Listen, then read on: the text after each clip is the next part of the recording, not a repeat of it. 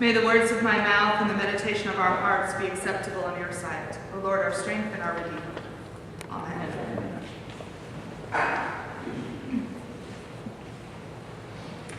Do you remember the movie Bruce Almighty that came out a few years ago? Did any of you see that? Yeah. It's one of my favorite movies. It's very fun. But there is one scene in particular that I think is very apropos for our readings today. So Bruce has already been granted all the powers and responsibilities of God for a period of time.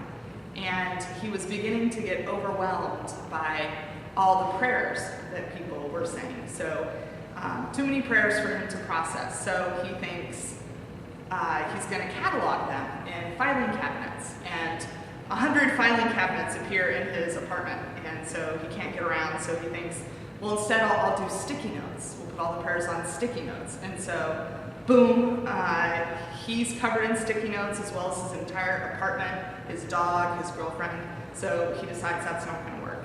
Then he has the brilliant idea of doing it by email.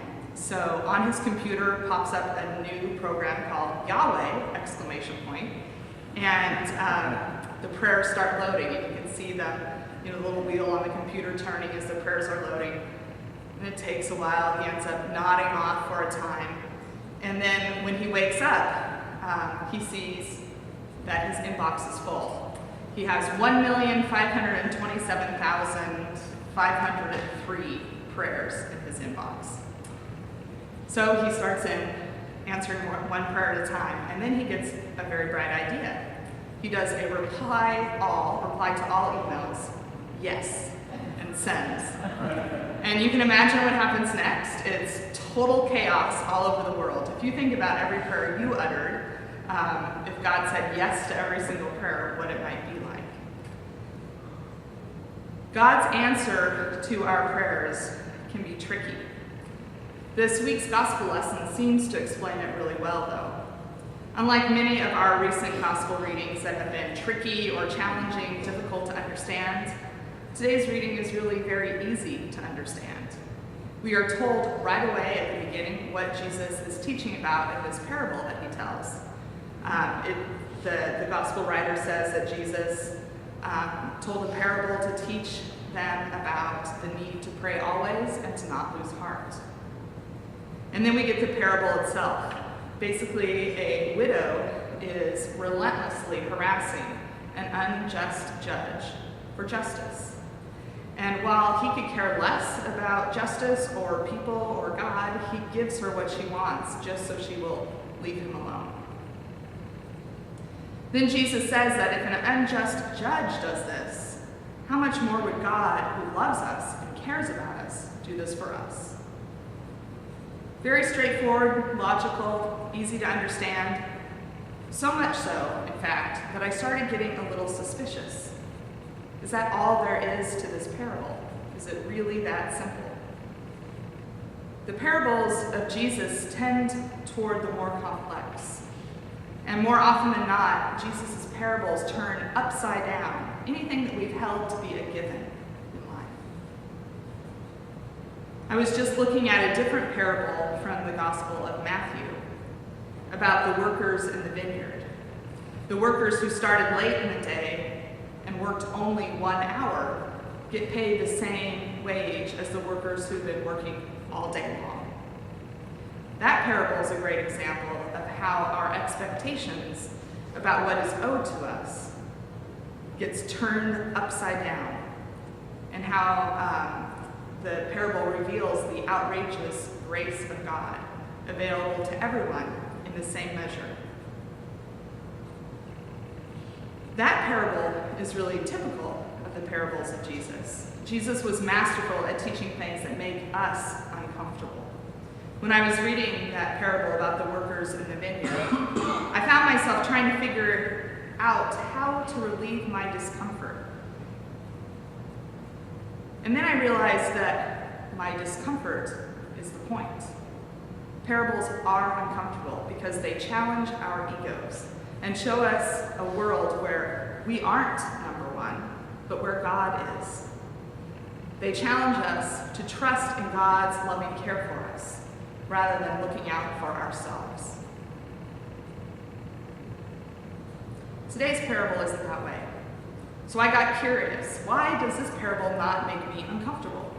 Why does it seem so easy? What is missing? I went on a search for the missing element of the parable. I looked up words in dictionaries, other parables in the Bible. I read commentaries and did Google searches. I even talked to a few of my colleagues to see what they thought about it. And guess what I found? Nothing. Not a thing. Nothing that made this parable pop, nothing that made me uncomfortable, nothing that challenged. I began to think that this may be one of those few parables where it really is straightforward. It just is what it is. Then I thought, I should pray about this. The gospel tells us to pray always and to not lose heart, so I'm going to start praying about it. And so over this week, as I sat with this gospel reading in prayer, it slowly dawned on me. It isn't a parable about getting what we want through prayer. It's a parable about what it means to be a faithful person. It's a parable about what it means to practice our faith, about what it means to pray always and to not lose heart. The key is in the last sentence of the reading. Jesus says, "And yet when the Son of Man comes, will he find faith on earth?" That's when I got uncomfortable, really uncomfortable. So uncomfortable, in fact, that I ignored that last line in the whole first part of the week as I was reading this gospel. Just skipped right over it. That's how uncomfortable it made me.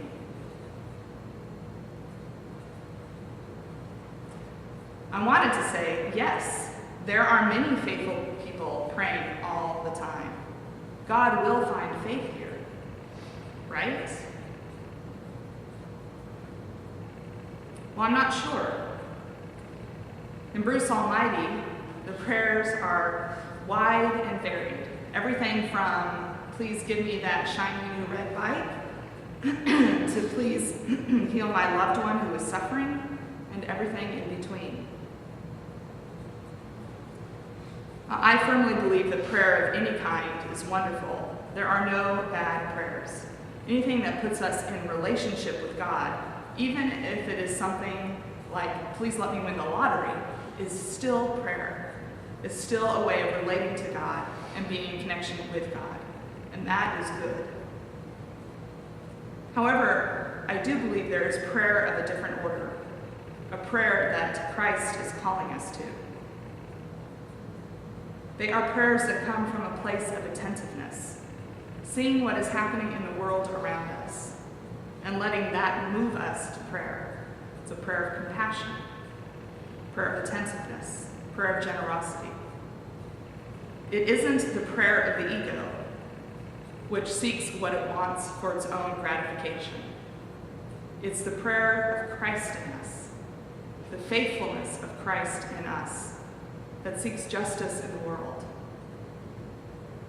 It's a prayer that doesn't shy away from what makes us uncomfortable, but rather a prayer that leans into it with all that we have for the sake of God's justice and peace, for the sake of the reign of God, which is already in our midst, and at the same time, not yet fulfilled.